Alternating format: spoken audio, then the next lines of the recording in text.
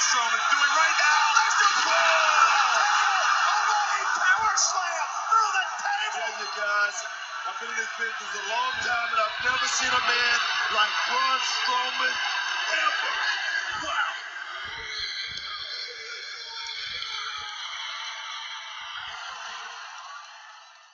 What's going on, good people? This is the Common Man Nate Lewis back with a brand new commentate. Today is August 21st, 2017, commonmanpodcast.com. And you probably hear a lot of banging and background noises and things like that. I'm currently set up kind of in a different position than I normally am in, but hopefully you all got to enjoy the solar eclipse today with your pizza boxes and your cardboard boxes and aluminum foil. Some of you who got ahead of the game with your glasses. I personally saw maybe 5 seconds worth of the eclipse. It's always so cool to see an eclipse now, especially since I haven't seen one since I was maybe 10 years old. But pretty cool. It's always nice to see people freaking out about it. There's pictures posted all throughout Twitter and Instagram. So hopefully you guys enjoyed it. You still have your eyesight with you. But today we are here to talk about the big weekend that was WWE. We're kind of in the middle of it now. The weekend is a long weekend. Starts on Saturday night with NXT Brooklyn, and this is the third edition. Followed by, of course, WWE Summerslam, which was last night. WWE Raw tonight. And then SmackDown on Tuesday. So, going into NXT, and we'll just start there. Going into NXT, I used to watch the show on a very regular basis. Times have kind of changed. Other things have come up. There's a lot of content to kind of keep and to follow. So don't watch NXT weekly regularly like I used to. And to be quite honest with you, well, I shouldn't say this, but I'm going to say this remark. Anyway, you don't necessarily need to watch each and every week of NXT to enjoy TakeOver. Now, what NXT, the weekly television show, does is it does do a very good job of building up to these big special events. And although I haven't watched, I think I've watched maybe 2 episodes since the last TakeOver event, I still very much knew who all these guys were that were competing at the event. I kind of knew what their backgrounds was. Morrow and Nigel did a very good job of kind of keeping you invested in the storyline, telling you what's going on with the motivations, which is what good announcers should do. Percy Watson, he's there. Now, the opening match, or I guess I can, before I get into going match by match and giving my thoughts on each and every match, let me start by saying this. It gets really hard when people say, you know, where does a certain takeover rank compared to other takeovers? Which one's the best? Which one's the worst? I mean, to me, the actual events still typically stand out. You really just look for great matches that stand out. Still one of my favorite matches ever in NXT. Not my favorite match anymore, but one of my favorites is from the very first one with Sami Zayn and Cesaro. And if I can remember right, they were on that event, Emma and Paige, and then I remember the main event, and I couldn't tell you anything else that was on that show. Same thing with the Kevin Owens debut. I think I can't even remember who he faced. Dear God. I remember his debut. I remember the Sami Zayn Kevin Owens match. You remember Sasha Bailey from NXT Brooklyn. You know, you remember matches, and I'm forgetting a few here just to mention, so I'm not trying to downplay any of the other matches. Sami Zayn and Nakamura that one was in Dallas, I believe. Not to downplay any of them, but the matches stand out. I can tell you what matches I really loved. I can maybe tell you what event it was, but I couldn't tell you what else was on that show. So it's really hard stacking these takeovers against one another. But I can say this now, and maybe I should just start doing this. It's just telling you how great this particular event was from top to bottom. Because it absolutely was a phenomenal show. And even though I had to kind of watch this in segments, I watched the opener and the tag team match like back to back. And then I had a break before I came back and watched Black and Hideo. Then I had another break before I watched the final 2 matches. If I were watching this in 2 hours, I will say this. If I watched this all the way through, this probably would have been ranked really, really high in terms of just flat out shows WWE has done. Watching it in segments kind of took some of the momentum away, but it didn't take away my opinion of the individual matches themselves. And just to start with the opener, we had Andrade Cien Almas versus Johnny Gargano. Like I said, I haven't been following regularly throughout the weeks, but Gargano's making his comeback, or just not merely making his comeback, but just being focused again regularly on television since the breakup with him and Ciampa. I loved this match. Loved it, loved it, loved it, loved it. I wasn't familiar with the young lady that was with Almas. I know her name is Vega something. I think it's Velina Vega. Beautiful. Almas has a completely different vibe to him now as opposed to when I saw him here in Tulsa or a couple of small NXT shows I've seen him on. Just everything about this match was crisp. This match was hard hitting. It was fast paced. The crowd was very much into it. I even liked the finish where Velina throws in, I believe it was a DIY shirt at Gargano. Gargano looks at the shirt, is easily distracted, runs into Almas, who hits him with the hammerlock DDT for the win. Great opening match. Great, phenomenal. I love the hell out of this match.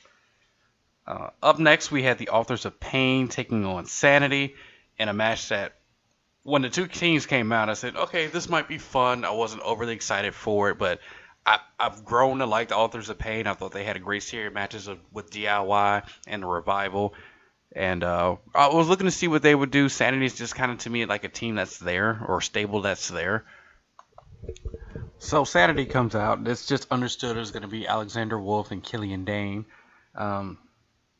As the match gets going, they get the heat on Wolf, and Wolf is making a crawl to the corner to tag in Dane. And all of a sudden, Eric Young pops up on the apron and reaches out for a tag. And I forget who it was. I can't remember. Nigel pointed this out or Morrow pointed this out. But since Dane hasn't been officially tagged into the match, it was up to whoever. It was kind of like their way of saying play mind games on the Authors of Pain, who were pretty much the favorites going into the match. I thought it was a really cool spot. So Eric gets in there. We kind of have some back and forth. Authors of Pain, from the very first time I saw him till now, just so much better. Everything about this gimmick works. And this is them along with the Revival, and I also thought American Alpha. These are boring tag teams, and I swear I wish they don't get split up. They've already split up American Alpha. We're seeing how that's doing for Jason Jordan as of right now. But Authors of Pain just so much better than they were the very first time I saw them. This match was a lot of fun. Kind of breaks down a little bit towards the end.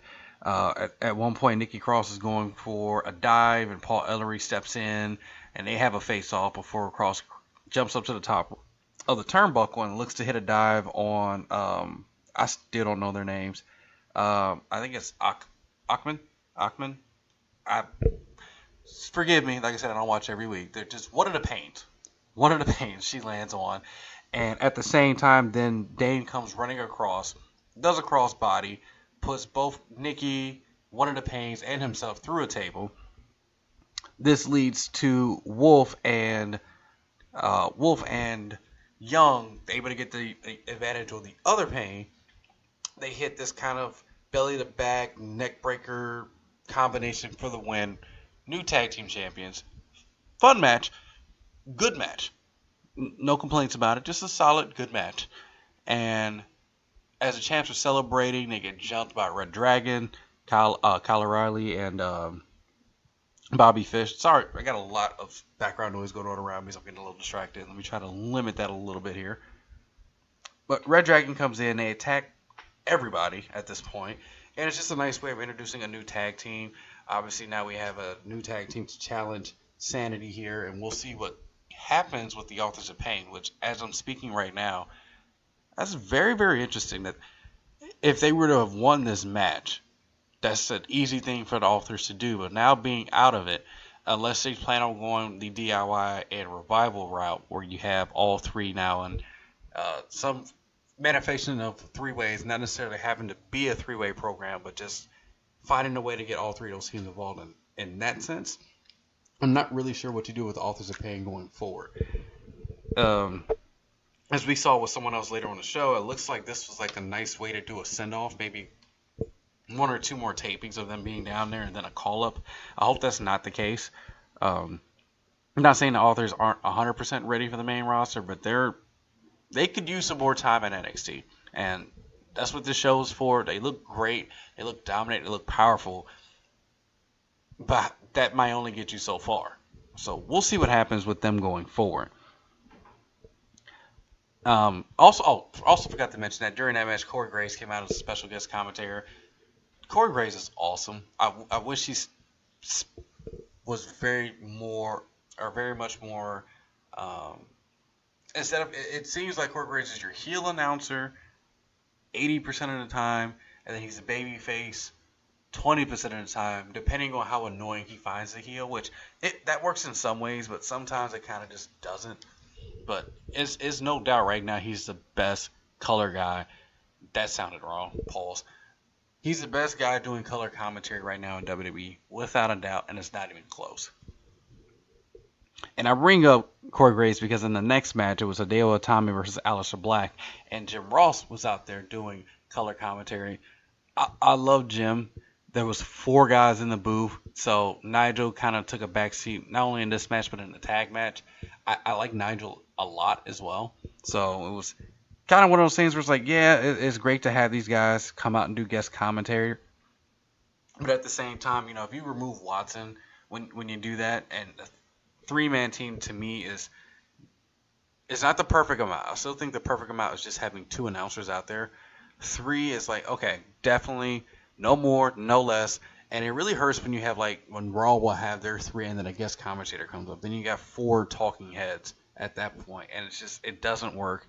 And I'm not saying that the commentator was bad on these 2 matches, but it did kind of. You were almost sitting there waiting, like if you're watching a match and you're kind of watching a slow spot, maybe they're doing a headlock or some type of rest hold, and all 4 guys are trying to get their shit in during this point in time. It feels like it can be too much at times. That said, Jim was great. This match, also really, really good. Probably great. I haven't seen a lot of Hideo really since his comeback. Old Kent has had a rough go of it at NXT. This match, though, he was able to just fucking kick. And Aleister was able to fucking kick. And there was a lot of kicking. And the kicking was fucking sweet. Also need to mention, though, Aleister Black's, his entrance with, kind of the sitting up entrance is already cool as it is. And I believe it was, I can't try to think of what the name of this band was that was playing the live music. Let me do a second. Let me do some scrolling here. Code Orange playing him out was really, really sweet. Made for a really, really cool entrance. And like I said, just the match, the back and forth. At one point, Hideo was teasing a go to sleep, which I personally always love seeing a go to sleep. Just a cool ass match. And at the end of it, Aleister was able to hit Black Mass, which was like fucking spot on in this particular match. Everything about this match was great. I'm really underselling it here. But go back and watch. I said earlier, it's really hard to gauge which takeovers from top to bottom are absolutely great. But by the end of this match, I was like, we had these 3 matches, and then we know what the co-main and the main are. Those should be great also. This is a pretty damn good show. Which takes us actually to the co-main, Asuka versus Ember Moon. Now, unlike all 3 of the matches before this, I knew both of these ladies very well. Ember Moon, I thought, has a shit ton of potential to be a star. Not only in NXT, which she clearly is now, but to be even on the WWE side, which sometimes you worry when these ladies go to the main roster, how will they connect? And we had those thoughts about some of the ladies, and they turned out absolutely fine. We had 1 star ready made woman in Bayley, and we'll get to that later, but things aren't going so well for her. But Ember, to me, she's got the gimmick, she's got the look, she moves well, she's a high flyer. Her promos are okay, they're enough. She'll do great. She'll absolutely do great. And then she's going up against probably the baddest ass chick I've ever seen in professional wrestling, period.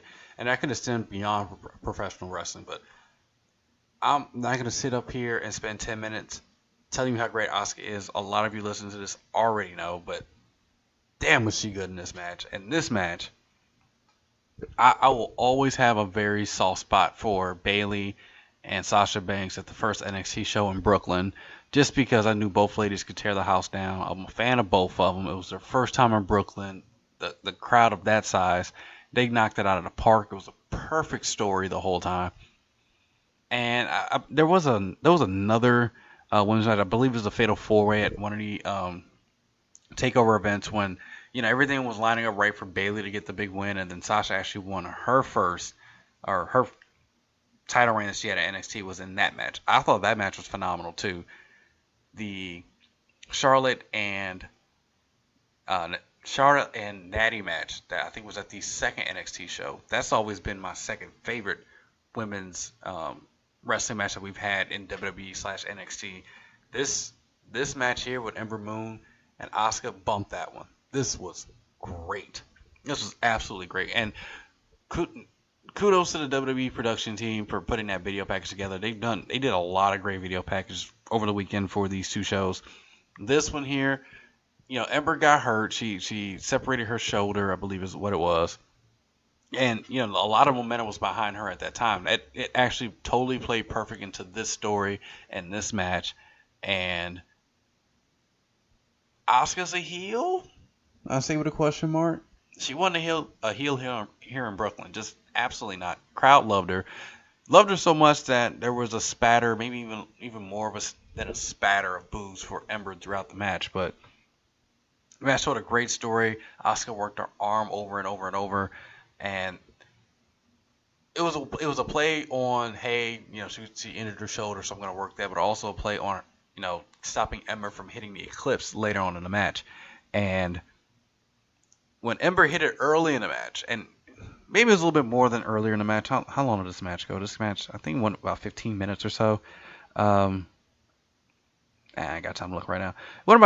She hit it about the 12-minute mark, and I went, wow, that's really early. So they're going to be teasing a lot of near falls, which they technically didn't. But Asuka kicked out, and that was just, I didn't know which way this was going. I tried my best, and I really did avoid every spoiler, even though I watched this the next day of what happened during this show. But they're going back and forth, and then Asuka does a spot where Ember looks like she's going for her second Eclipse. Asuka pulls the ref in front of her, so Ember has to change it to a cross body. They float over. Asuka reverses it, goes for the pin, grabs the tights, referee sees it. Then Asuka eventually catches her in the crossface, and Ember taps. Just a great, phenomenal. I say great and phenomenal back-to-back, but this truly was an all-time classic match. If you only had to watch one match on this show, this would be the one to watch. I thoroughly enjoyed it. The question now becomes, what do you do next with both ladies? You would think you'd get a rematch, obviously, to kind of just, put an end to this because everything has to be threes. But I honestly now don't think Ember should be the one to beat Asuka. And that contradicts something I said earlier, but Asuka's she's still over with the fans. She's still a badass. The character, even though they're trying to work her as a heel and she's a babyface, it works for her. And I don't see anyone on the horizon. There's some spatters from other people on the forum or in the Facebook group also pointing out the different women that's in the Mae Young Classic. I'm going to go with something I heard Brian said earlier. I believe he was doing... I can't remember. I listened to both the show recapping NXT and the one recapping SummerSlam. And he just mentioned maybe she should just come to the main roster and not lose. Just kind of drop the title like Paige did. I wouldn't be against that at all either. I know it's customary that when you leave a territory, you put someone else over. If you weren't going to do that here with Ember, I don't see you doing really with anyone else unless you really have plans for whoever wins that Mae Young Classic. Wink, wink. It might be another fellow horsewoman. I don't know. We'll see what happens there, but great match. Like I said, go back, take your time, go back and watch this. Then we hit the main event, Bobby Roode, Drew McIntyre, and McIntyre's being played out by the NYPD bagpipes and drumline. I thought it was a cool entrance. I've seen Drew Gallows on the independent circuit since, and Ring of Honor and New Japan, and everything he's pretty much done since WWE. Coming back here, I thought was a nice redemption story for him. I'm sure he himself is happy to be back. Not so much to just be back with the company, but to get back to come back and not be that guy who failed at WWE. And a lot of fans might not see it that way. They'll see it as, they didn't give him a chance. He wasn't pushed properly. It was too soon. And I don't know this from McIntyre himself, but I have to think there's somewhere in him, throughout all the success he was having outside of WWE, that he wanted to come back here and really prove he had not only the passion for this business, he could be a star in this business. Now, Bobby Roode. I've been a fan of Bobby Roode, obviously, since Team Canada and Beer Money and all the stuff he's done in TNA. He's one of those guys who gets signed by WWE. They have to put him in NXT. Whatever, that's fine. Everyone knows he can obviously work on the main roster. It's well known this guy can definitely work on the main roster. So he's going through NXT, and I hope that his run at NXT is much like Kevin Owens, where Owens was there long enough to do a couple programs, be the champion, be the face of the brand for a little bit, but you really don't need to be down here long. I don't want it to be a Joe and Nakamura situation. Those guys were down there a lot longer than Kevin Owens was, and this match went about 22 minutes or so. It was a good match. It was a very, very, very good match, and I don't want to denigrate it and make it sound like this wasn't a star-making performance. I hate to say star-making performance of McIntyre because the guy is a star, but this match did do him favors. He looked great in the match. Roode looked great in the match. He got some weird fucking thigh bruise. I'm speaking of Roode here. Got a weird thigh bruise in the match. I'm not sure what happened there. Looked like this son of a bitch would hurt, but he definitely did not slow down in the match. The match itself, let's see. Let me go over my notes here. At one point McIntyre hit like a future shock. That got a near fall. He then hit the Claymore, who placed his foot on the bottom rope, and that got another near fall. Roode then hit the Glorious DDT, and at this point here, if you're following the vibe of the match, you can tell this is going to be a big kick-out spot, and there's going to be a chance for McIntyre to fire up, and that's exactly what we got. Except Roode said, fuck that, and then went and hit a second Glorious DDT, and then rolled through to hit a third Glorious DDT, at which point McIntyre blocked that, hit a second Claymore, and got the win. New champion, Drew McIntyre. And almost immediately, we had a little bit of time to celebrate, and then Red Dragons hits the ring again, followed by Adam Cole. And Adam Cole's a guy who, anytime I actually have the chance to watch ROH, Adam Cole's fucking awesome on that show. Adam Cole, to me, he's a small guy. I'm not gonna lie. Small guy that's going to be held against him, and I think his ceiling is only so far into WWE. But I'm excited to see him at NXT. If nothing happens with him on the main roster at all, he'll at least have a lot of success here in NXT, and he'll get to look good on WWE programming. And with some of these guys, I really do think that when they look back, they'll be able to say, hey, I had fun at NXT, and I was able to be a star in the WWE, if not on the main roster on Raw or SmackDown. They'll get to be stars. Now, I'm not saying that Adam Cole has no shot of having huge success on the main roster, but I'm just going to enjoy the fact that he's in NXT and be happy about that shit. So we'll see it's interesting to see what happens next, though, because we still have Roderick Strong, who is going to challenge the winner, or at least challenge Bobby Roode for sure. Bobby Roode, there's rumors floating around that Bobby Roode's getting called up. You have Adam Cole in the mix now. McIntyre's the new champion. So it'll be very interesting to see what happens on the next set of tapings and what direction they head into for their next special. So that was NXT. Great show overall. Just a little over 2 hours and I think 15 minutes or so. Definitely take the time to go back and watch the whole thing. If you're just looking for what I think was the best match you need to go out of your way to see, it definitely would be the women's match. This is an all-time classic. Please make sure you go and check that out. So up next, SummerSlam, 6 hours. We know the story there. You got a 2-hour pre-show. I believe there was 10 matches total, maybe 12. I can't remember exactly. There's a lot of fucking matches on the show. Just an insane amount of matches on this show. It was 4 hours and then a 2-hour pre-show. So we got some of those moved to the... some of the matches were put on the pre-show.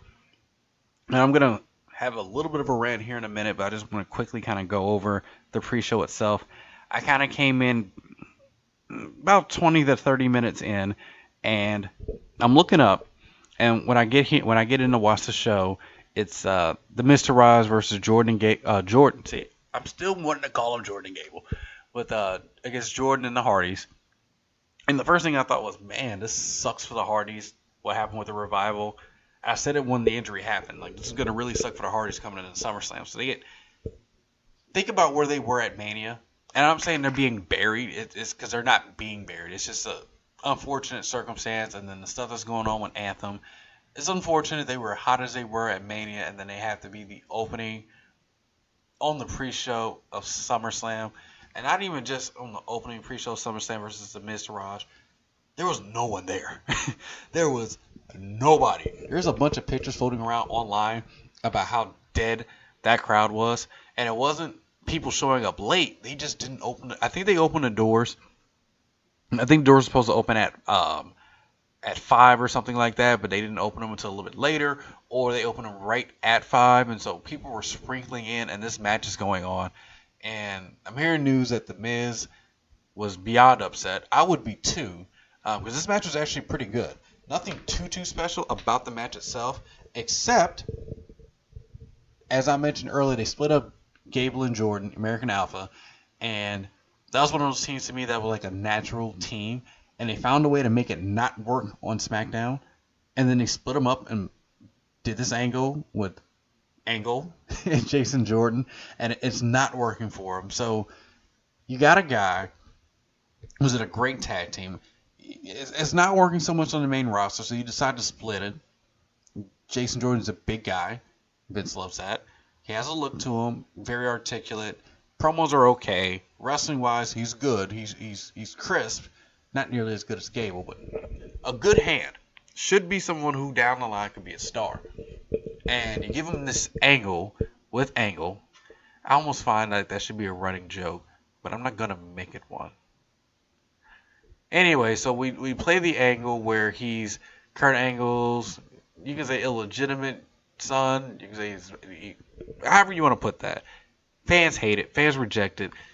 I'm not one of those people that wanted to shit on it right away. I thought it was and I thought Gable would have worked better in this scenario, but this is the direction you went in, and he's immediately almost put with the Miz. So down the road there's going to be an Intercontinental title match. The guy beats up a jobber in Toronto against a local jobber who's got a lot of reaction. So it made Jordan kind of look like a heel. Hardy's come out and save him last week. Kind of gives him a little bit of a rub, but now he's the backdrop to the Hardys. Then he comes out here and he gets pinned. And it's like, what is the agenda here? WWE just doesn't know how to book baby faces. They really don't. I said last week I'm not sure if they were trying to make Jordan a babyface or heel, and I hope the plan was to make him a heel based off of the way they booked him. No, they're trying to make him a babyface, and in a moment where he could have had an opportunity to get a hot tag in, go absolutely nuts, beat up everybody to Miz Taraj, and beat Miz clean in the ring to set up a title shot, that seems like the logical thing to do. They did the opposite. So, fuck all if I know. Maybe this is their way of kind of just slowly backing out of this. I hope for Jordan's sake it's not the case. As far as the fans' sake goes, I mean, The Miz is awesome. And he should be given a lot more than he is, but he's got what he's got now. And to me, if you try to still continue with this program after what you just did at SummerSlam, it pulls both guys down. Instead of trying to elevate Jordan, it just brings both guys down. We'll see where they go from here. I almost guarantee they're going to have a match tonight here on Raw, and Jordan's going to get a win. It might even be a title, and they might do the title change tonight just based on how fucking idiotic their booking is. And I wasn't going to say a lot about this match because there's really not that much to say, but the more I thought about this finish and Jordan losing here in the ring, the more it bothers me. And I need to move on before I get a little bit more and say way more about this match than needs to be said about this match. So, second pre-show match, I'm pretty much walking only in the last couple of minutes of this match. It was Neville against Akira Tozawa for the Cruiserweight Championship. Tozawa just winning the title on Raw. This match reminded me a lot, not in terms of the action that went on, but as far as how crisp and how great everything was, it really reminded me of the Gargano and Almas match from NXT the night before. There is nothing negative you can say about this match at all. The only thing negative you can say about this match was that 6 days prior, Tozawa just won the title, and here Neville is winning it here. Neville won. He hit a red arrow to Tozawa as Tozawa was on his stomach, rolled him over, got the pin. Nothing wrong with it. Like I said, great match. It's just, and people are gonna know why did you do the title change on Monday? Apparently, that decision was made on Monday just to do it, which is always a great way to book anything. It had nothing to do with the fact that Tozawa was like extra over with the crowd. Tozawa is a favorite with the crowd. They love to do his little chant. Titus O'Neil is great, but the situation didn't call for Tozawa had to win the title for a few days. Nothing called for that at all. There are times when you're in the middle of an angle and a guy gets so hot that sometimes you want to give him the ball and run with it, and they continue to feud by having him lose the title. There are situations like that. This was not one of them. So I don't hate this finish. I hated that we got the clean finish on Raw. And if you remember, they actually wrestled the week before also for the title. Or was it 2 weeks ago? And Tozawa lost that. So we already had your 3 matches. And I guarantee we're going to come back with a rematch. That was going to get that pin clean. And I guess maybe it was just a thing where you didn't want to beat Tozawa so many times. But that's your own booking fault. The match on Monday itself didn't need to happen. Now, if you really go back and look at the match we had on Monday, just flat out did not need to happen. Up next, and I'm preparing myself here, so I'm gonna grab me something to drink here because I got tons to say about this next match. Tons to say. The next match, Jimmy and Jay the Usos versus the New Day, and yeah, let me excuse me a second.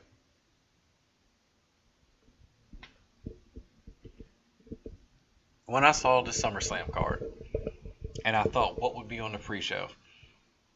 I figured the Miz, Taraj, and all of them would be on the pre-show. I figured Tozawa and Neville would possibly be on the pre-show. And I had a sneaking suspicion this match might be on the pre-show. And the reason I thought that is because I thought there'd be no way they're going to put either one of the women's matches on the pre-show. They're not going to do that again. They got a little bit of a backlash last time they did that. They got some backlash the last time when, I think it was at Mania, where the women's match was put so far late in the show that you knew it was a bumper match, or a buffer match, I should say. So I knew the women's matches weren't going to hit that either. And I'm looking up and down. There was, for whatever reason, there's a big thing for Big Cass and Big Show, so I knew that wasn't going to be on there. Randy Orton and Russo wasn't going to be on there. Finn Balor obviously is not going to be on there. The main event, the title matches, they're not going to be on there. So I'm looking to see what could possibly be there. And the only possible one I can think of was John Cena. And as soon as I saw John Cena and Baron Corbin, there's no way John Cena is going to ever be on a pre-show match. So I knew this would probably be the one if they had to do 3. I was hoping they just wouldn't do 3, especially considering what happened later on the show with one of the matches. This match really should have been on the main card. And I'm not going to make this a thing where, because they weren't on the main card, it bothered me a lot. That a match that I knew would be good, because we've seen it before and it was great. We knew this one would be great too. These guys work so hard, and when I say just they work hard in the ring, they work hard with their gimmicks. All these guys are friends. Xavier Woods busts his ass on YouTube, always putting content up, always funny, and that's one of the reasons why it bothered me. It was around this time last year when people were saying, like, New Day's played out. It's like, these guys bust their ass to get this gimmick over. Same with Zack Ryder did years ago. Like, they go beyond their scope of just showing up on your television every week and reading from a script. They're way beyond that.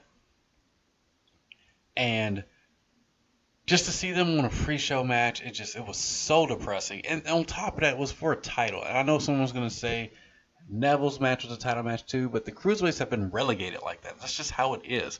They're slotted for pre-shows. Unless it's a Raw brand specific, they might put them on the main card.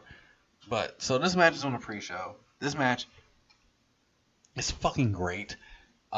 We actually have Kofi and Big E representing the New Day here. They come dressed. I didn't necessarily get this, and someone later on pointed out there were red lanterns. I thought I was a big comic book nerd. I guess I just don't know my history all that well. Usos are out. Usos are out there. Usos have been my favorite tag team. Wow, now at this point it's probably been close to 4 years. And it's because they can do anything in the ring. They can do power spots, they can do quick spots, they can do technical spots, they can do high flying. They can even do comedy inside their technical matches. I like the gimmick. I like their heel gimmick. Everything for them works. And so we get this match, get a couple spots early, and then I had to pause because I noticed Big E's boots, which I typically don't notice Big E's boots, but they were pink. And I was like, okay, Big E's got pink boots. Big E don't have knee pads. Why does Big E not wear knee pads? And I remember the last time there was a big debate on knee pads was with Cody Rhodes. And Cody Rhodes never wore knee pads. And someone says you're going to tear your knee apart. And then as soon as I noticed Big E while he's wiggling his Big E, he has a spot later on where I can't remember if it was a dive or he just took a bump. But he landed smack on his leg. And I went, fucker, wear knee pads. The match is going back and forth. This is another great match. We then end up breaking down, and Kofi gets tossed over the rope. Big E hits a dive. Fans are really into this at this point. Big E gets back in the ring, eats a couple of super kicks. Usos go up top, double big splash. New champions, new old champions, as I put it in the group. Another situation where the title change happened a couple weeks ago, and they just kind of hit the reset button, and they went back to the guys who had the belt to begin with. This one didn't particularly bother me so much because I'm a fan of both teams. This feud will continue, and they can wrestle. The exact same way I felt about the Usos and the Wyatt family a couple years ago is how I feel about the Usos and the New Day. They can fight forever, and it'll always be great. So the pay-per-view kicks off, and it is John Cena versus Baron Corbin. Now, Baron Corbin, the last time I really talked about him, I kind of turned the corner on him and thought I can see what the potential that everyone has been so clamoring for him to have. He seemed like he finally got it, or was at least starting to get it. His in-ring stuff was getting better. His promos were, like, they weren't cringeworthy. I thought he was better being the quiet type, but his promos were starting to become just fine. And he was starting to slowly turn a corner.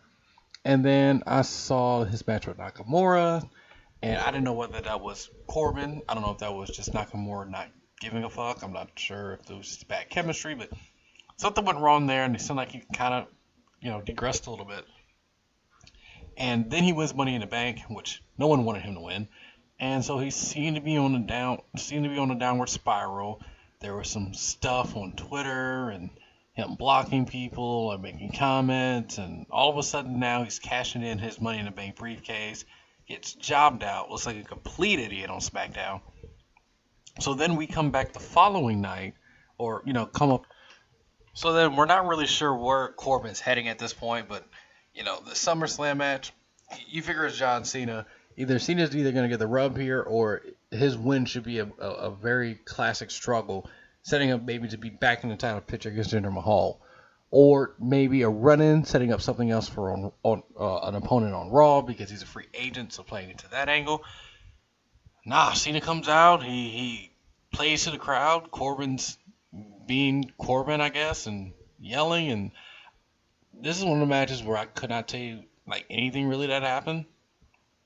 Man, I remember there was a point where Cena was out in the crowd and he mocked holding up the briefcase and then did the "you can't see me," and then Corbin just lost. And there really wasn't much to this. How long was this match? This match was 10 minutes and 15 seconds. They probably wrestled for 3 of it. I don't know what's next for Corbin. I don't know what's up with Corbin. Maybe we'll look back on this in a couple of months and just went, it was just an awkward period.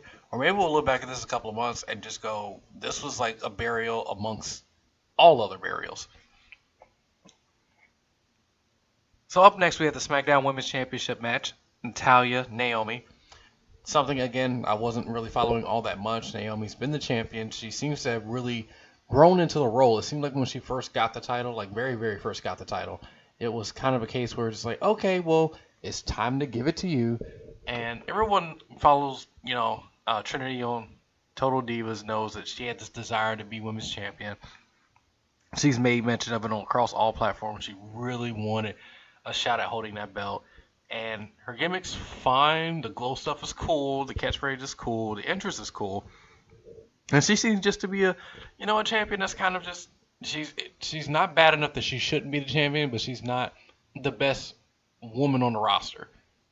So it kind of just felt like her title run was kind of a wait, like a longer stopgap to get to something major at Mania. So with that said, I figured she walked through Natalya, who Natalya made her heel turn kind of a while ago.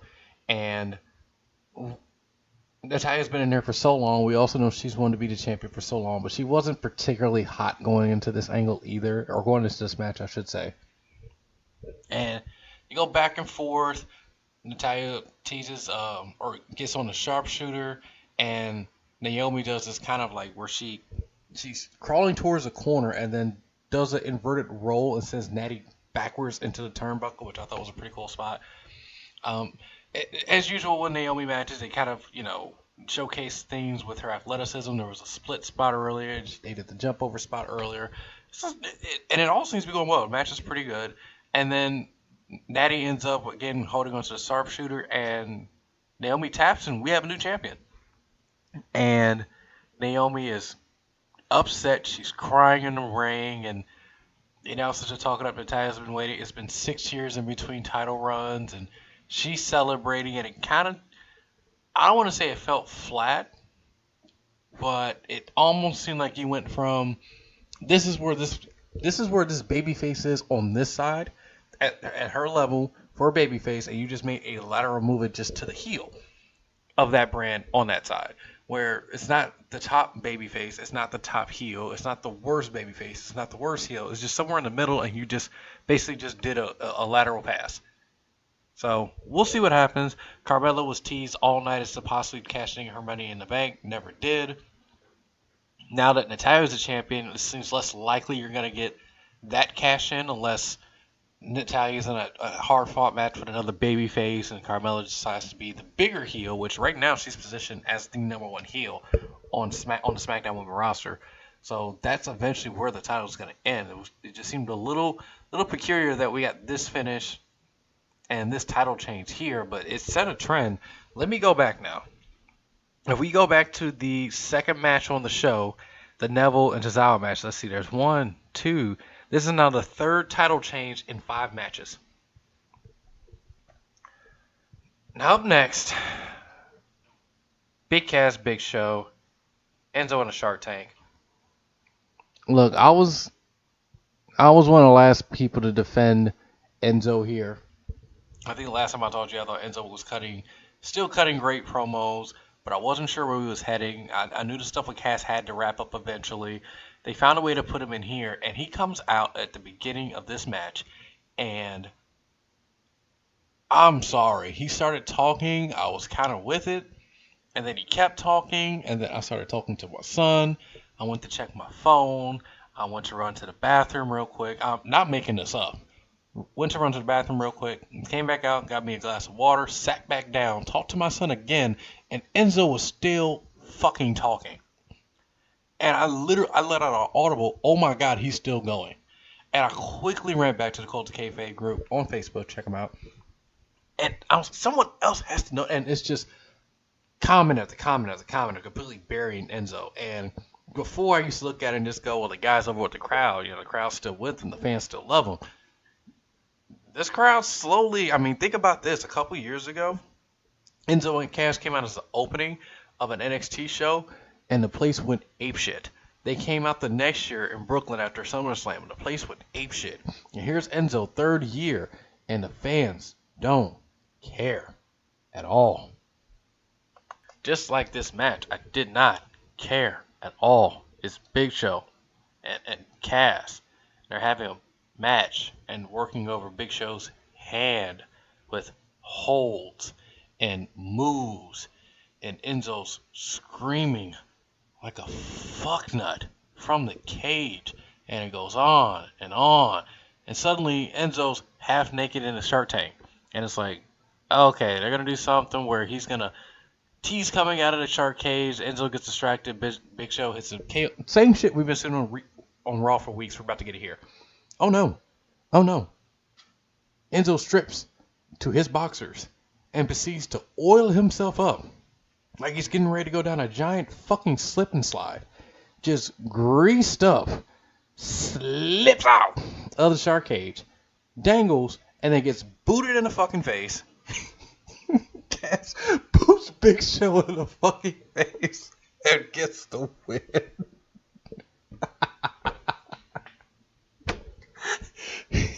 If this all wasn't supposed to be dealt with in a serious manner, we're supposed to take this seriously, this literally would have been one of the funniest things ever on WWE.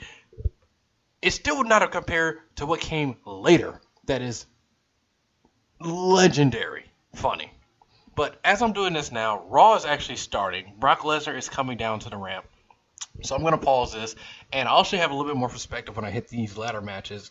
The Orton, Rusev, Sasha Banks, and all those after I get done watching Raw. So at this point, through the magic of editing, I will be back to discuss our next match, Randy Orton and Rusev. Alright, so I'm back. Just got through watching Raw not too long ago and went back to listen to where I was on the podcast here. And funny enough, I spent time laughing at how shitty that and wow, so Big Cass went down tonight. Still waiting on word to see exactly what it was, but during this Brooklyn Street fight, seems like he blew out something on his right leg. I'll probably know more by the end of this particular podcast, or I'll update you on commonmanpodcast.com. Next up is, I don't know if I should call this a match, or maybe I should call it an angle, but we had Rusev versus Randy Orton. I had no idea why these two were feuding. Orton just got off his program with Jinder Mahal. Rusev, on the other hand, just got through with his program with John Cena, Patriotic and all that. These two are just jammed together. Apparently, there was a call out and then an acceptance, and now it's on the second biggest show of the year, and it got treated with as much build as it got. Rusev beat up Orton to start the match. Match hasn't started yet. Referee's checking on Orton. Orton says he can go. Bam, RKO. 10 seconds. I'm not going to give this any more time than what it gave me. Up next, we had the Raw Women's Championship match between Sasha Banks and Alexa Bliss. I had my Birdman hand rub going on into this match.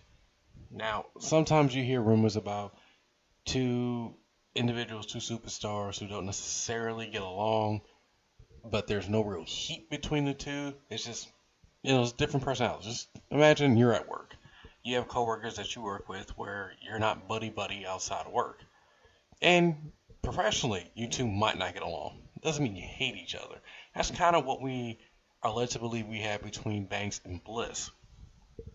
Now, Bliss was a little bit more outspoken. I believe it was a week or so ago. She did some type of interview where she stated that, she's a safe worker, not going to get herself hurt, not going to get her opponents hurt, which appeared to be like a complete jab at Banks, who has had her share of injuries to her back. Some of her opponents have been, kind of nicked up, not anywhere near to severity of Nia Jax, but which is Bliss's homegirl. But anyway, also going into the pay-per-view here, there's been a couple of videos released. So I wasn't going to talk about this, but fuck it, let's do it.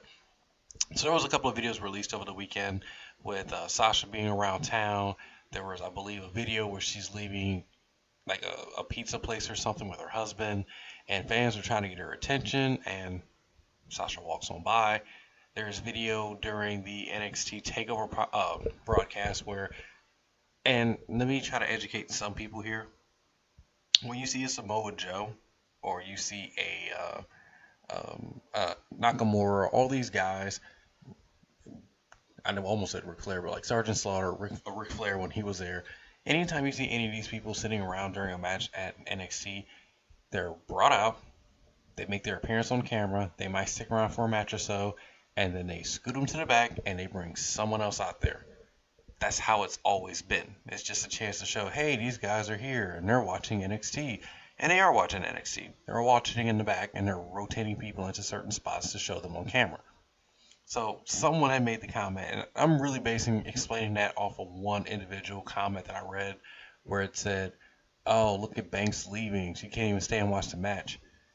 First of all, they left at the end of the Asuka match, and then what appears to be got people riled up is as they're leaving, you see Becky Lynch high-fiving fans as she's walking by, and Sasha is basically holding herself, scooting on through, and not acknowledging anyone.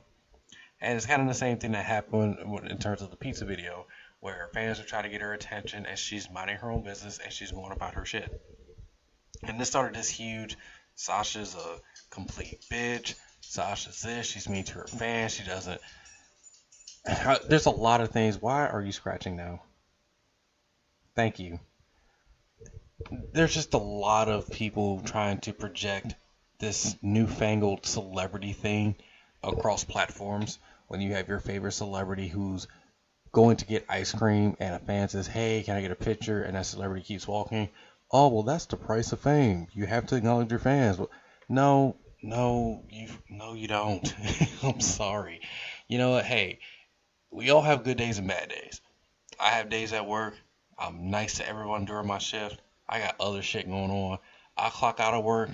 I might walk by my car and see someone who I laughed and joked with a couple hours earlier, but you know what? My mind is, it's time for me to go home. It's time for me to handle this. It's time for me to do that. I might not even look at that person. And I've had it happen before. Trust me. Where I've left work and someone, "Hey, what's good?" And I'm just, get to my car, get out of here. Just because what you do allows you to be a celebrity, some instance, it allows you some notoriety, it allows you to have some fame, doesn't mean that's the job you signed up for.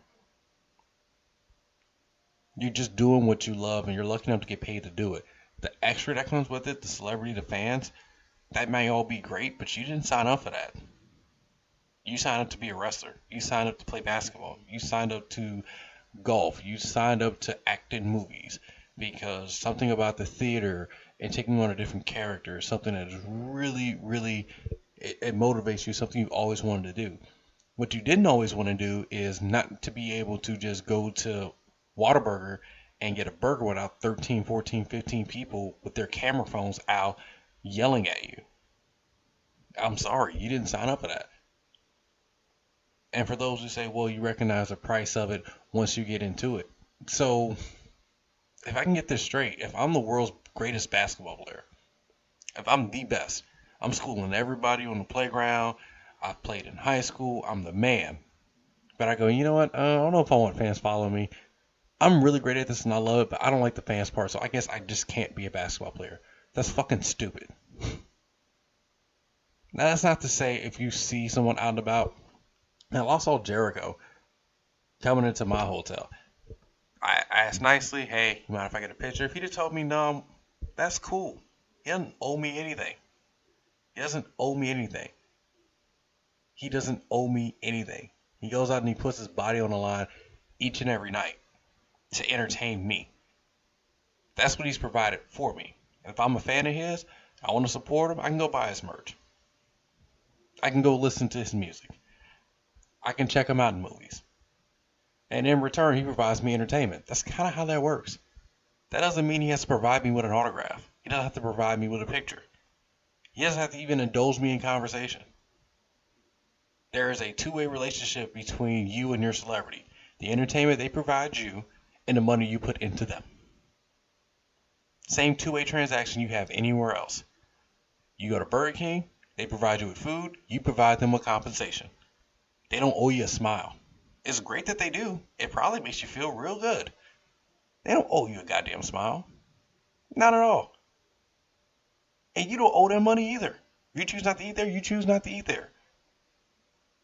But there is nowhere in there where there is an assumption of responsibility that a celebrity has to you.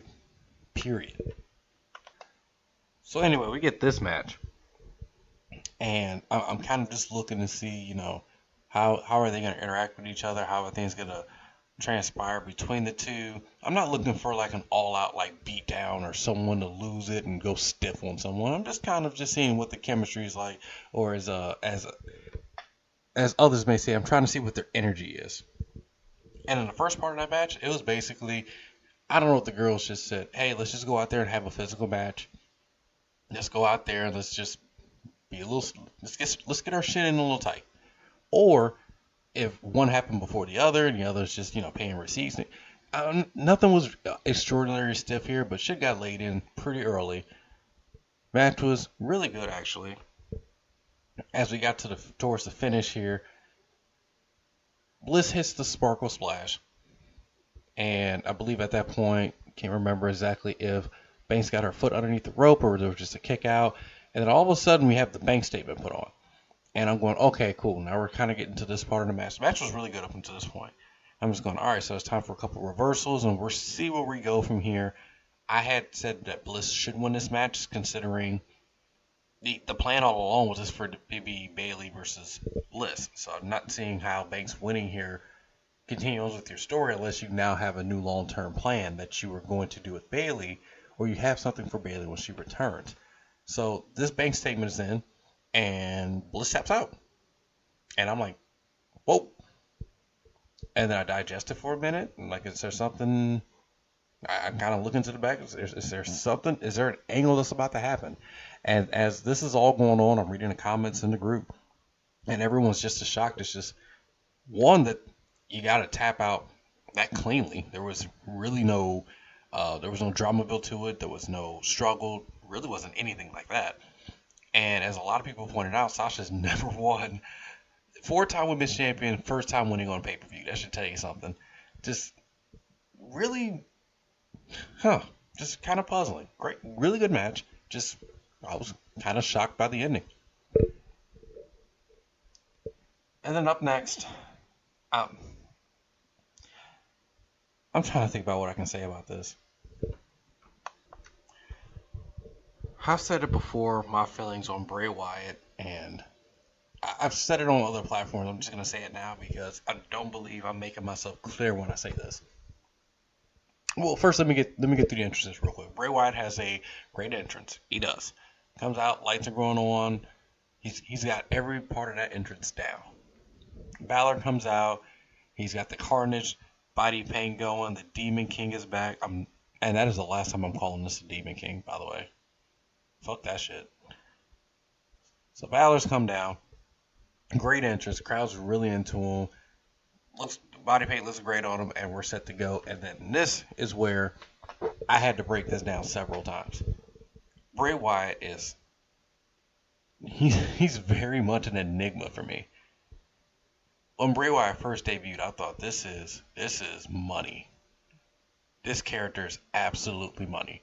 He's got this menacing look. His gimmick is great. His promos are great. And I know he can go in the ring. He's not a world beater in the ring, but he can go.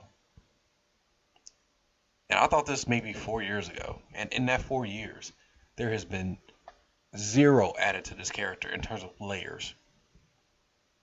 The promos are exactly the same. And in fact, while I thought the promos at the beginning were great, they didn't make a whole lot of sense. But he just delivered them so well. And you're supposed to believe he's talking above you, he's talking around you, he's talking under you. He's delivering you this message that you're not fully meant to understand. But after 4 years, that shit don't make sense. And while he's always been really good in the ring, he's still really good now. Meaning there just hasn't been. I'm not gonna say he hasn't improved in the ring. There's some aspects of his ring work that have. He'll never really have a boring match. But we're 4 years into this character. His entrance is still great. His promos are still what they are. And he's still good in the ring. And I told someone to call Bray Wyatt average is really doing him a disservice because he's not average. But he's not great. And at some point, you almost want to say he's not good. He's there. It's just, I don't know if I've ever encountered another superstar like it. The net result for me is when I see or hear about Bray Wyatt, is that's my opportunity to go do something else. And I'm not trying to shit on him with that. It's just, I get bored. I get bored watching his promos. I get bored watching his feuds. I get bored watching his matches. This match was fine. Balor's amazing. He's great. And like I said,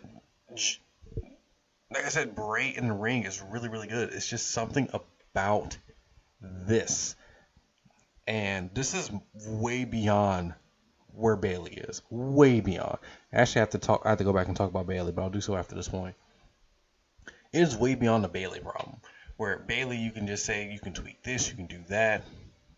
Anything you really do like that with Bray, you really run the risk of just losing the essence of the character. But something does need to... maybe it's just me. And if it's just me, let me know. But I've reached the point of not caring about Bray Wyatt after the entrance. Now, backtracking a little bit. Before Sasha came out with her match with Alexa Bliss, she runs into Bayley backstage, and Bayley gets booed. And I've talked about Bayley being booed on this show before, so I'm not going to dive way too much back into it, but especially after what I saw on Raw tonight, man, right now the best thing for Bayley to do, unless they're trying to establish an angle, which it doesn't look like they are, it looks like they're just continuing with the Bliss and Banks thing, the best they can do is just take Bayley off TV for a while and just let it die down.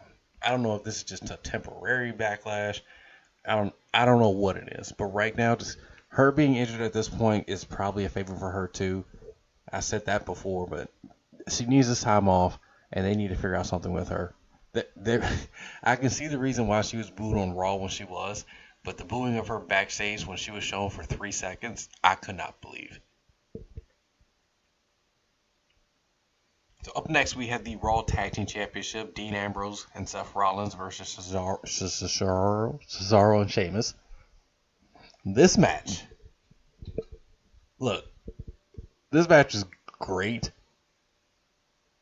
but there is no singular moment, and there was no singular moment I can remember in my adult life or in my childhood that was better.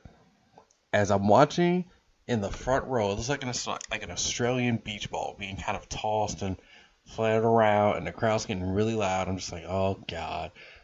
And then I thought about it, I was like, you know what? It's fun. Beach ball. I typed in beach ball mania. Not nearly 3 seconds go by, and there's a cut of the camera, and Cesaro is hopping the barricade, grabs this beach ball, and tears it to pieces. I cannot tell you how much joy this brought me. This may have... People were going to give this match a chance, but fans here kind of knew what the situation was going to be. We're going to get the slow part of this match, and at this point, this show was already long. Let's have some fun with ourselves. And I don't know if Sheamus or Cesaro knew this going out there, like, hey, we're kind of at that point of the show where fans might want to tune out, let's give them something, and they were trying early. And then I don't know whether he just said, fuck this, with this goddamn beach ball. I'm out here giving you fans a show. You fans say I need to be pushed, and here I am on the second biggest show of the year, and you're paying attention to a fucking beach ball. I don't know what went on in his head, but thank God it did. Now, the only thing I could say to that, I'm so glad I actually watched Raw before I recorded this, is, so what happens afterwards? This amazing spot, which the fans popped for, and everyone online was talking about. He's not on the show. They show Cesaro and Sheamus backstage briefly after the tag team title match. Briefly. Not on the show. What the hell? How do you not capitalize on that? They should have had Cesaro come out on Raw with about 18 beach balls falling from the sky, with Sheamus cutting a promo demanding a rematch, and Cesaro just ripping fucking beach balls the entire time. Now, one of the things I was listening to Brian and Dave's show regarding this, and they nailed this 100%, and I thought this after the match. So after this beach ball gets ripped, now everybody's going to be that guy and think, oh, let's bring a beach ball. And they waited the whole show until Dean and Seth came out. And Dean and Seth come out, and balloons, and you start seeing like crowd trying to knock that stuff around and all that. They're starting to get a little antsy and wanted to have fun. I think the wave came out at that point. Yeah, okay, let me explain something to you as fans. That was so great the first time we got the beach ball. It was so great the second time we got the beach ball, and Chris Jericho acknowledged it. It wasn't great the third time, but Cesaro actually made it great. You're not being cool doing this. I understand all it's fans having fun, and I actually feel that way a lot. And I'll briefly talk about Raw tonight, where I'll talk about how, it's cool for fans to have fun, but trying to make yourself part of the show with the fucking beach balls tonight, and some of the shit that happened tonight, it kind of hit the point of, all right, guys, you have one more show here. Can y'all please not fuck up the show? But so. Anyway, back to the tag team match. Had to talk about that real quick. Match was great. We get to the... Oh, man. See, I done lost my notes on this match. We get to the breakdown here. Here, let me see if I can find my notes real quick. Trying to find where my notes are. Well, at one point, we get 2/3 Shield, hit double dives. And, oh, yeah, here it is. So... You have everybody in the ring. They toss out Cesaro.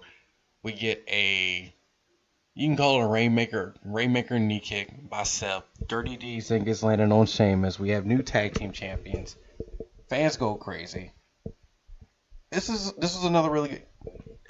Really, the tag team matches period lately, this across all formats have been fantastic. This was great too. This was maybe the third best match on the show. Some people argue it's the second best match. I put this right below the SmackDown Tag Team Championship match. Great match, and highlighted by an absolutely fantastic moment with Sheamus. I'm sorry. Sheamus, look, I don't know what to say about Sheamus. I want to give you something. I want to bring attention to you because I actually do like you. I think you're reckless as shit, and you can be kind of dangerous, but I want to give you something. But this team basically is Cesaro with you being brought along because you're big and shit too. I like you. You're not giving me nothing lately. Sorry.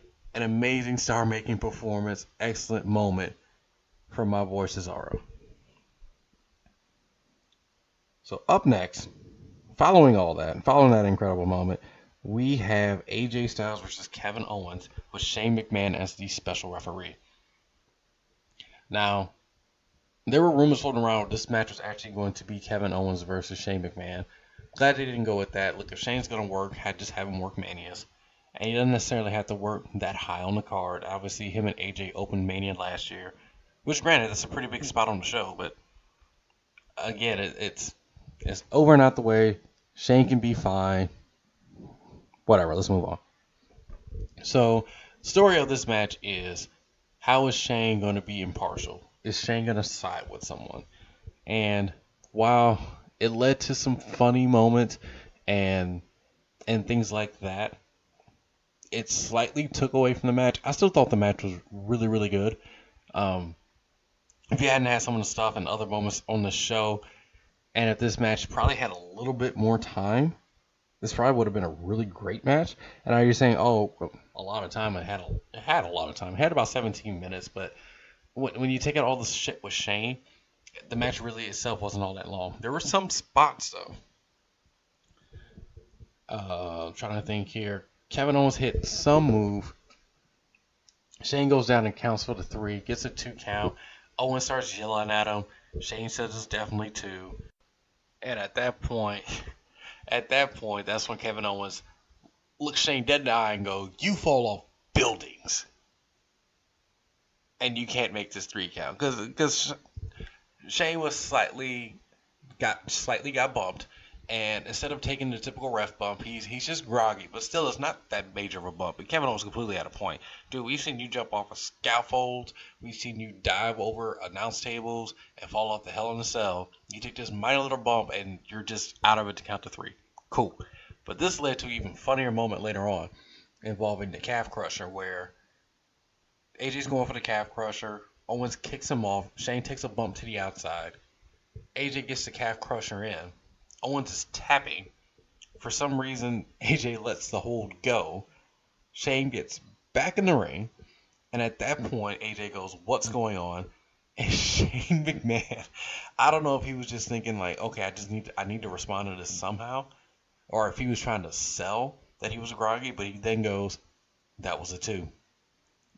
And AJ, without missing a beat, says, it's not a 2, it was a tap. And I laughed so hard. So hard. Match gets going. We're getting little bits and teases of Shane getting involved physically. We really got it from the start when he was doing the pull apart. He grabbed both guys and pulled them away from each other. We get to it later on, and AJ hits a Styles Clash or a near fall. Kevin Owens kicks out. Kevin Owens at one point hits, I believe it's a pop-up bomb, goes for the cover, and then AJ's foot is on the bottom rope. Shane counts 3 and realizes AJ's foot is on the rope. As Kevin Owens turns around to see what's going on, AJ's foot is no longer on the rope. Kevin Owens gets pissed, gets in Shane's face. Shane shoves him, ends up in a schoolboy, near fall. And then later on, AJ hits the Styles Clash, 1, 2, 3, still holds on to the United States Championship. And as you saw on the previews for Raw tonight, they were teasing this is controversial. Kevin Owens had a 3-pin, and what's going to happen next? Solid match. Like I said, it went a long time. It went 17 minutes, but with all the stuff with Shane, and trust, there was a lot of stuff with Shane, as you just heard me recap, it didn't seem like that long of a match, but still a good match. Now, this next match, on the other hand, I'm really going to have a lot less to say about the match itself. Is Jinder Mahal versus Shinsuke Nakamura. Great interest for Nakamura, not one of his better ones, but still it comes out just great. Mahal has a pretty decent entrance as well. I haven't talked a lot about Jinder and a lot of visceral reaction fans are having to it. When it first happened, when he first won the Battle Royal to become the #1 contender, and I started hearing the rumblings of trying to establish something in India and wanting to make Jinder a star, I said, fine, they'll give up on this in 2 weeks. And I've said this before, sometimes I think WWE is trolling me, but they've not given up on this, so good for them. I've seen a lot of Jinder promos. He's fine. His wrestling, I never knew what to make of his wrestling. This match here was just okay. I've seen a couple of Orton matches. There was one particular one on SmackDown which was fine also, but nothing ever really great with his matches. And I think Brian may be on to something. Brian Alvarez of Wrestling Observer, he might be on to something, but I don't think it's the full case where he states that Jinder's been a prelim guy for so long, and there was no in between. He went from prelims to main event, and he's worked prelims for so long, and opening matches for so long, and job matches and squash matches for so long. He's trying to learn how to do these main event matches, and that may be a part of it. But I also just think, you know what? His matches all have the same formula too, that the fans just are educated to wait until the Singh brothers interfere. That's when you're gonna get, all right, whatever's happening right now is going to happen. When is the interference coming? What's going to happen when the interference happens? And in this match, Nakamura looks like he's going to win the match. Singh brothers interfere. He gets distracted, gets hit with a move, and I should probably know what Mahal's move name is. I don't. Gets hit with a move, gets pinned. Nothing special. And while the fans love Nakamura, there were parts of this match that just, it felt dead. And again, this was a long show. But there was never any wow moments. There was never any standout high spots in this match. And then you got the finish. And I guess we'll move on. And so will I. Right into the main event. Fatal 4-Way, Brock Lesnar, Braun Strowman, Roman Reigns, Samoa Joe. Universal title on the line. And this match gets started. And this was the Braun Strowman coming out party. Now, I've called Braun Strowman coming out parties. His first real big one was his match with Sami Zayn, where I believe it was a 10-minute time limit. That was a small coming out. They worked that match perfectly to hide Braun very, very well. He had a second coming out party when he had that match with the Big Show on Raw. That was really good. And that's where I turned the corner and said, you know what, this guy's going to be something. And he was still working house show matches, and I've said it before, a lot of Braun's success needs to be attributed in some, I shouldn't say a lot, some of his success needs to be really attributed to Sami Zayn and all those house shows they were working. But this guy got it. And he comes out here and he fucking power slams Brock through 2 tables. He's beating the shit out of everybody. Then he takes it after he fucking power slams it through the 2nd table. He takes the 3rd table, shoves it right over Brock. Fans are going nuts. Heyman's losing his shit. Brock has to be carted off. We then get a triple threat. Roman is the only heel in this match, as anytime anybody gets any offense on him, they instantly become the number 1 babyface in the company. And, I mean, there's some spots here, but there's something I need to really point out here. We were going into the Great Balls of Fire pay-per-view, and even a couple of days ago when I was doing the show and I told you about Samoa Joe and how he really felt like a star here, Samoa Joe was the one guy that if you lifted out of this match, the match would not have felt any different. And that is not a knock on Samoa Joe. It was how the match was constructed. There was periods of time where like none of the big spots were happening with Joe other than the clutches.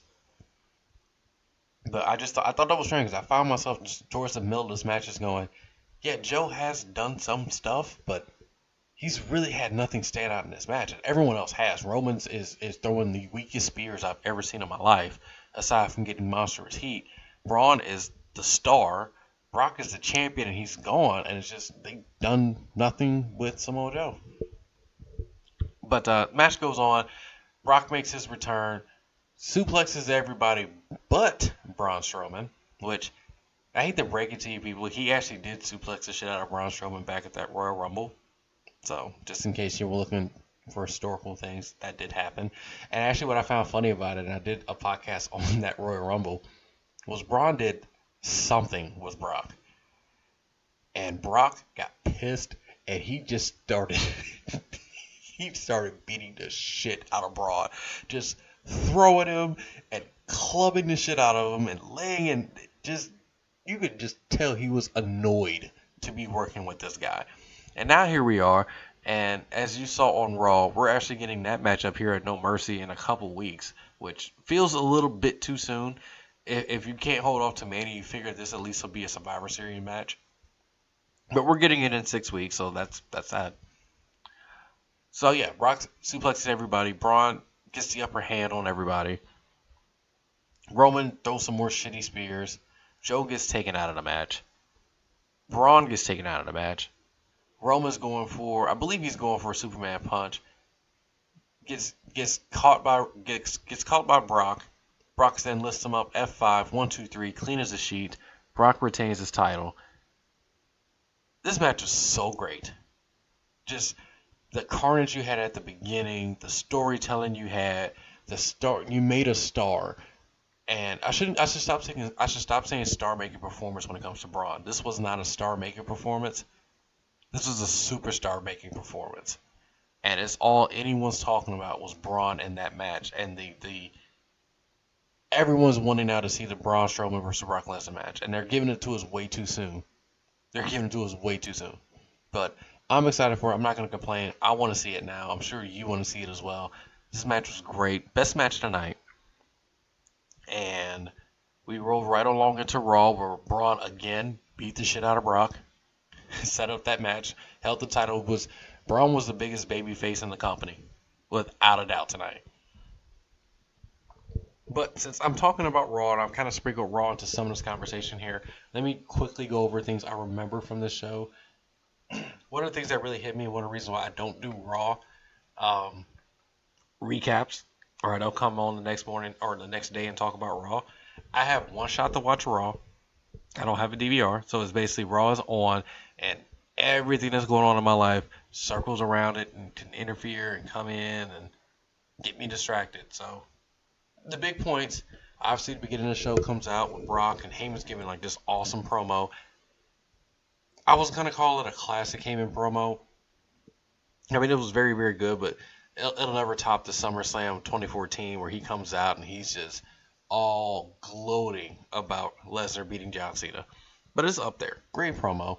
Braun comes down, beats the hell out of Brock, raises the belt over his head. So later on in the show, we get the announcement that these two are going to face each other at No Mercy. Let's see what else stood out here tonight. Tonight was a good show. It was a good show.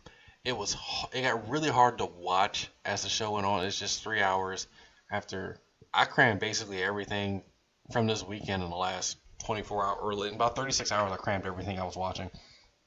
So there was a period of time where I was just like, oh my God, it's just so much wrestling. But let's see what else happened tonight. Off the top of my head, Seth Rollins, Dean Ambrose challenged Hardy Boy challenged Seth Rollins and Dean Ambrose. Really good match. You got some of the fuckery I spoke of earlier with the fans trying to be stars in their own right and things like that. But it was a good match. There was a couple of spots, and I can't recall them all off the top of my head, but there was one area in time where I believe Matt's in a corner, and both Seth and Dean are in the ring, and the crowd's kind of quiet at this point because, again, long show. And they're doing these Irish whips to get him into the corner, and things seem jumbled. And then really quickly after Seth Rollins hits his lariat on Matt, he grabs a headlock, and you can just tell all right, something was supposed to happen. It didn't happen. They called an audible, and then they need to get their shit back together. But Seth and Dean retain Dirty Deeds. Afterwards, that's when we get Cesaro and Sheamus in the back staring because they weren't on the show. And that was that. Sasha comes out. She got booed. Bliss comes out, says, you won a championship, but this is like your 4th time. Base comes back. You get an automatic rematch. Just have it tonight, which we knew we weren't getting. Alexa says she'll take it next week, so we have that at least set up to look forward to next week. Oh, now that I'm thinking of that, we had Nia Jax very early in the show squashed Emma. I don't know what they're doing with Emma. I don't know if Emma has heat or this is their way of putting all the women on their show. I'll put that in quotes. Nia comes out and squashes her. There's not much to that. John Cena is brought back to Raw, which some people thought. Here's the thing I didn't get, though. So I'm following all the SummerSlam news, and then Raw comes on and says Kurt Angle spent all day talking about a return of a superstar. You think they probably would have snuck that in the first segment, but they didn't. So I'm hearing that, and the first thing I'm thinking is Bobby Roode. It's got to be Bobby Roode. And it's not Bobby Roode, it's John Cena. And then later on, Dave mentions that Bobby Roode was backstage. So I don't know. But John comes out, gets his mixtures of cheers and boos, dueling crowd chants, and says he's had his eye on one person on Raw. Here comes Roman. And all that goodwill Cena's been building up for the last couple of months, where the fans have grown to go, you know what? We're still going to do the John Cena sucks because it's cool and it's fun. And we're still going to do dueling chants during your matches because that's always been fun. But, dude, we kind of like you. Yeah, all that went out the window when he's calling out Roman and they're going back and forth. And then The Miz comes out. And The Miz, who you guys know how I felt when I was going back to his days on SmackDown with Dolph Ziggler. I thought The Miz is very, very underrated. I think The Miz adding Maurice into his act again has made his act so strong. And he main evented a fucking pay-per-view with Dolph Ziggler. Think about that. And now he's just a guy on Raw that's supposed to be feuding with Jason Jordan. On top of that, I have more to discuss with Jason Jordan. I'll get to that quickly after this. So Miz comes out and flat out says, you guys get every opportunity. And then he calls out the fans too. And someone, I think it was Jonathan Steele in the group, pointed out, hey, Miz is doing exactly what you guys want. Like, kind of just talking to the smarks who want someone to say these things. And while that was true and it was 100% there's a lot of truth to what he said too. When he said, you guys, you cheer Roman or you boo Roman or you cheer Cena or you boo Cena, you know what that's doing? That's hurting me. And he's absolutely right on that. When the cruiserweights come out there and they get no reaction, that's how you get them off the show. That's how you get them with, like they were on Raw tonight where, hey, we have a 6-man tag and they're already in the ring back from commercial break. And no one gets an entrance and no one gets over and no one knows who anyone is. That's what happens when you don't care and so you don't make noise. Roman comes out, you give him a chorus of boos. Guess what? Roman's going to be in your face all the time. And before you say anything to me, you know how I feel about Roman. I think Roman is an excellent worker. I think he's miscast as a babyface, but at this point, I just don't see it changing, so I'm just having to deal with it. And he's a great worker. But Miz was completely right. Like, there's some people who aren't like me, who boo these people because they think John Cena actually sucks and is terrible. They think Roman Reigns actually sucks and he's terrible. But they proceed to go out and boo and make noise. And it's hurting guys like The Miz, who said, I've been doing this for 12 years. Where's my opportunity? Granted, he's had his opportunity, but what matters is that he feels that way. And it felt real and it felt authentic. And just a great segment. So John's played this whole angle just as a joking fashion. And finally goes, hey, well, I'm going to leave then. Miz calls him back. John challenges him to the match, tells Miz to pick one of his buddies, which includes, Bo Dallas with the most spectacular jacket in wrestling history. Just beautiful, beautiful gold jacket. At that point, we get Samoa Joe to come out. Samoa Joe says he will team with The Miz, and that sets up the main event tonight. But really quickly, and I've tried to keep these shows underneath an hour, but there's just so much I have to get to.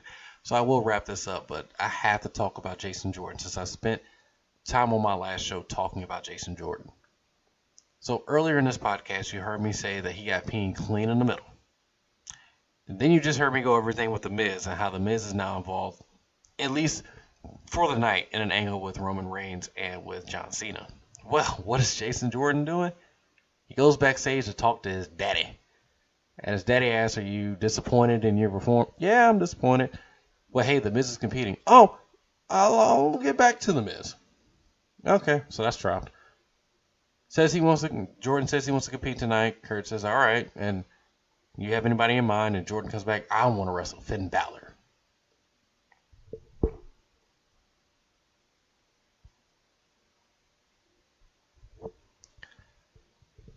Hindsight, looking back, I can 100% see what was trying to be done here. The thought is, Finn Balor's an awesome worker. Incredible worker. Jason Jordan can go. They'll have a good match. They'll give the old, hey, he's moving up the ladder, he's really challenging competition, and he's really going for it, and he's going to make a show of it, and, it's going to show that, he fought hard and he deserves to be here. There's two problems with that. One, the fans aren't going to buy it. They already are indifferent to Jason Jordan.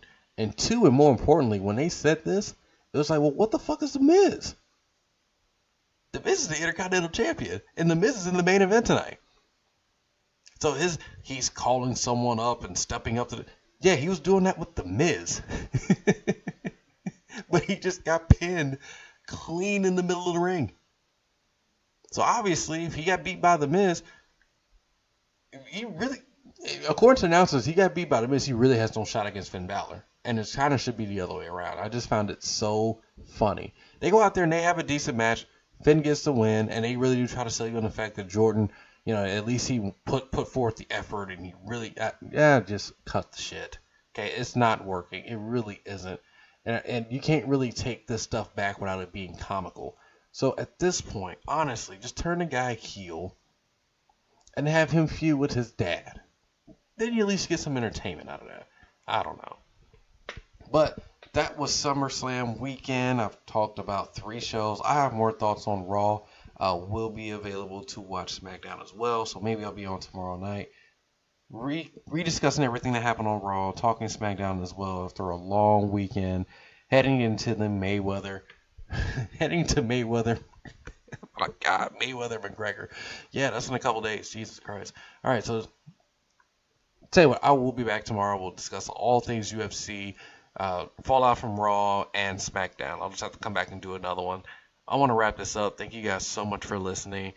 Check out commonmanpodcast.com. Peace and chicken grease.